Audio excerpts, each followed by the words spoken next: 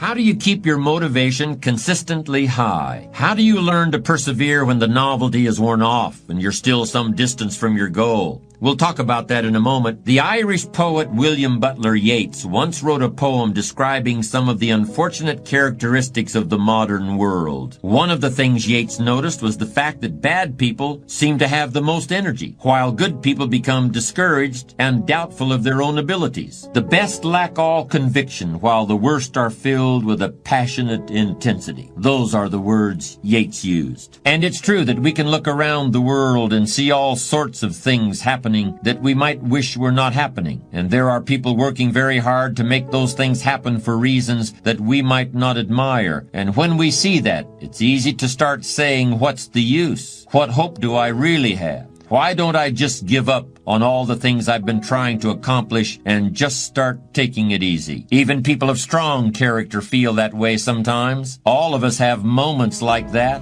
That's when perseverance gets really, really tough.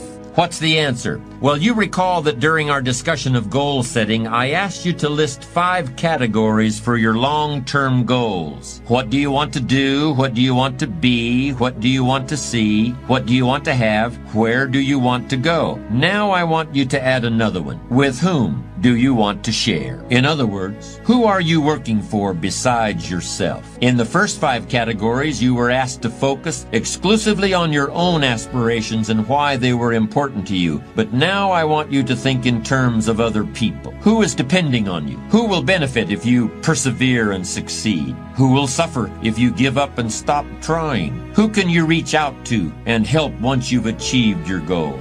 Write down answers to these questions just like you wrote answers for the other categories. For many people, the answers will appear quite readily. If you have a family, your spouse and your children are depending on you. Perhaps even your parents are depending on you now, if they're elderly and require some care. But even if you're a single person or just starting out in your career, you can think of reasons to persevere and succeed that go beyond your personal needs. Maybe you would like to share some of your financial success with the schools that educated you, or with the religious institutions that gave you spiritual guidance, or with a hospital that helped to heal you on some occasion. This sharing doesn't have to be limited to money either. If your work has given you certain skills, you can share your time and your abilities. You can and you should. But even this isn't putting it strongly enough. It isn't just that you'll do better if you feel you're working for others in addition to yourself. You absolutely must find reasons outside yourself to persevere if you want to keep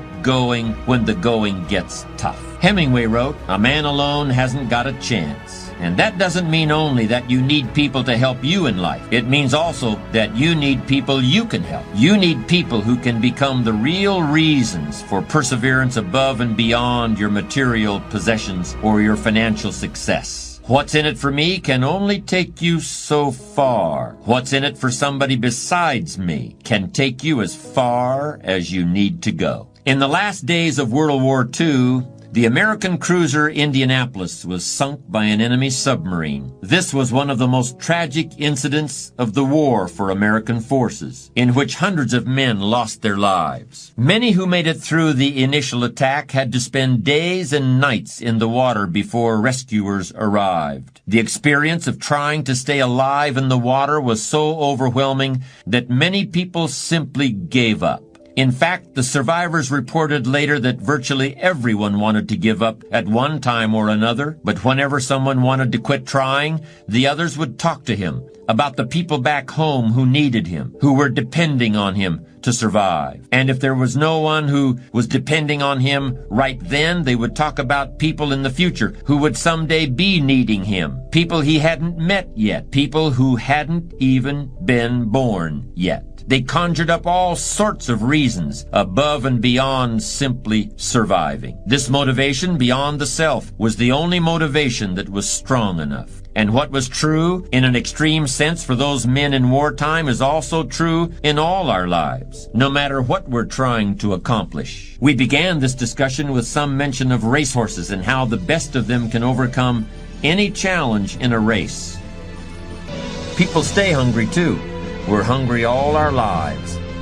But exactly what it takes to satisfy our hunger usually changes a great deal.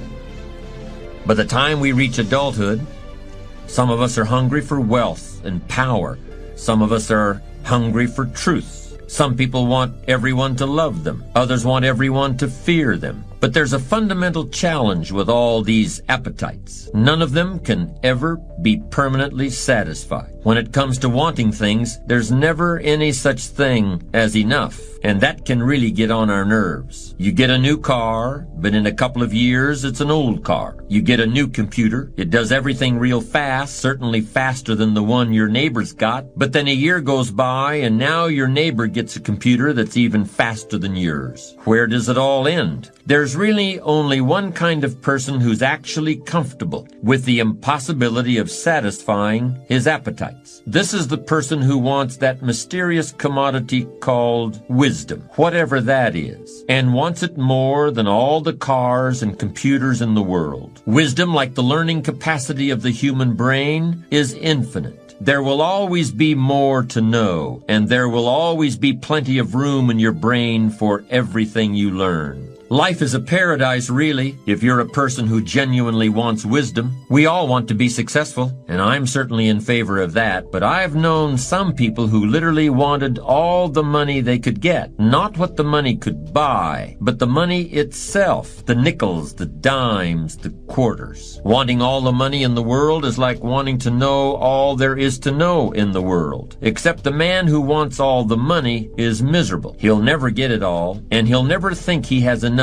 Even if he had rooms filled with $1,000 bills, he'd still want the next man's nickel, and he'd be in pain about that, filled with envy about it. The man who wants wisdom also wants to look back over his shoulder at the other guy, but he just wants to see what the other guy is reading. And if the other guy is reading a book he hasn't read yet, he's actually happy about it. He looks forward to reading it himself. The acquisition of wisdom is not what all the mathematicians call a zero-sum game. You don't have to give up something in order for me to have it. You can give me your wisdom and now I'll have it, but you still have it too. When one person shares wisdom with another, neither person is diminished. In fact, both are made wiser. Giving and taking is such a basic experience for most of us, but the whole concept of giving and taking doesn't really apply to wisdom. There's no giving and taking, there's only sharing. Wisdom is a unique commodity, if indeed it can even be called a commodity. Unlike the other things people hunger for, wisdom is very hard to visualize. We could imagine rooms full of money, but how can you picture a room full of wisdom? Books aren't wisdom. They're just pieces of paper bound together. Books can help create wisdom in people's mind, but if you look inside their heads, you won't find any wisdom there. So what is it anyway? To most people, wisdom seems like something in a distant country, as if it were on a tropical island somewhere. Few people, if any, have ever seen it, but it's something that everybody's heard reports about. But almost everybody believes wisdom exists, even if they've never seen it. In that sense, wisdom is almost like God, except it isn't a divine quality, it's a human quality. A very rare, very precious human quality. Ask anybody and they will probably tell you that there is such a thing as wisdom. Furthermore, that person will also tell you that he or she hopes someday to become wise. Ask the same person how to become wise, how to get wisdom, and if that person has some wisdom in him, he probably will just smile or nod or tell you to live and look around you and think about what you see and hear.